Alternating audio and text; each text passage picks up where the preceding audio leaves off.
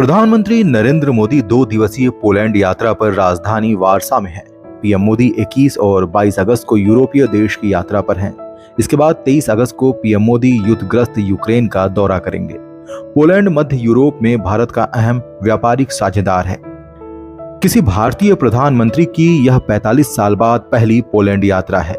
Warsaw पहुंचने पर भारतीय समुदाय ने पीएम मोदी का जोरदार स्वागत किया। प्रधानमंत्री ने अपनी यूक्रेन यात्रा से पहले बुधवार को कहा कि भारत अशांत क्षेत्र में शांति का समर्थक है। उन्होंने दोहराया कि यह युद्ध का समय नहीं है और किसी भी संघर्ष का समाधान कूटनीति और बातचीत के जरिए किया जाना चाहिए। प्रधानमंत्री नरेंद्र मोदी 21 से 22 अगस्त तक पोलैंड की यात्रा पर हैं। यात्रा के दूसरे दिन प्रधानमंत्री का पोलैंड की राजधानी वार्सा में औपचारिक स्वागत किया गया। वह राष्ट्रपति आंद्रेज सेबेस्टियन डूडा से मुलाकात कर रहे हैं और प्रधानमंत्री डोनाल्ड टस्क के साथ द्विपक्षीय वार्ता करेंगे। इन बैठकों का उद्देश्य द्विपक्षीय संबंधों को पुनर्जीवित करने का एक अवसर बनना है।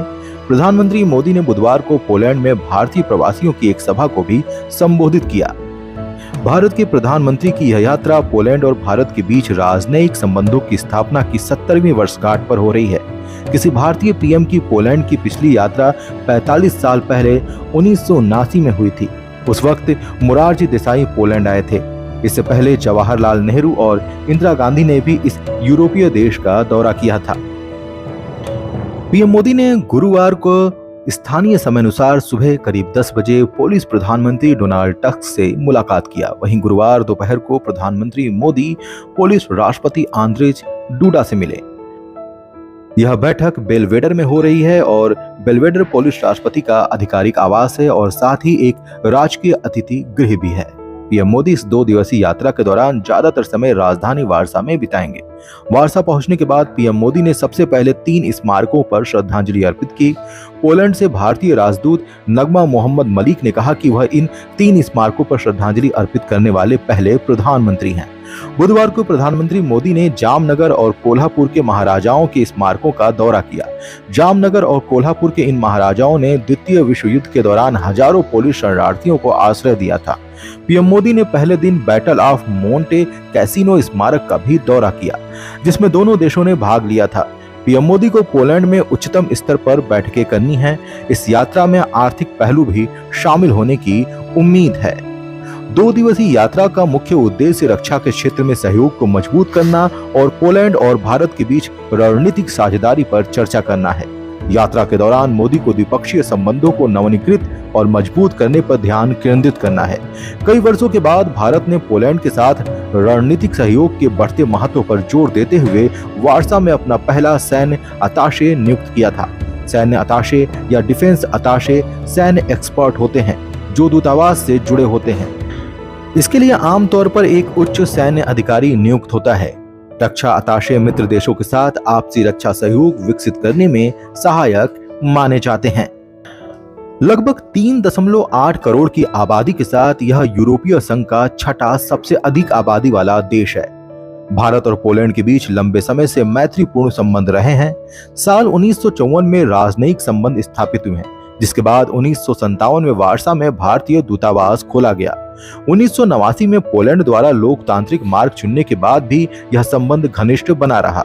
भारत और पोलैंड ने मजबूत मुद्रा व्यापार व्यवस्था अपनाई, जो दोनों अर्थव्यवस्थाओं की बढ़ोतरी के साथ व्यापार के बढ़ते स्तरों पर कायम रही। इस शताब्दी में पोलैंड एक सौहार्दपूर्ण राजनीतिक संबंध उभरा है।